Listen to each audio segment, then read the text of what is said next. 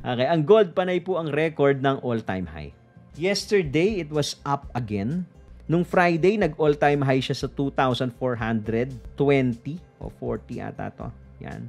Pero hindi siya nag-close sa high niya. But yesterday, it was up. Today, it was a little up. So, eto po, makinig po muna lahat. Makikita mo yung gold breaking all-time highs after all-time highs after all-time highs. Why? Dahil po doon sa uncertainty ng market, not just because of the war. Proxy lang yon, diversionary tactic yung gera. May mas malaki pa kasi, which is utang ng buong mundo. Pinakamalaki na dyan ang US. The collapse of China, real estate ng China na nag-collapse. So people are now looking for safe haven assets like gold dahil po dyan. Coincidentally, ngayon po, meron na ring digital gold which is Bitcoin. Pero Tito, bakit hindi umaakyat yung Bitcoin? Bakit yung gold all-time high ng all-time high, yung Bitcoin hindi umaakyat? Well, kung titignan nyo po, depende kung saan kayong perspective galing. Si Bitcoin po, nakag-break na ng all-time high. And since January pa po, dire-diretso na yung akyat niya.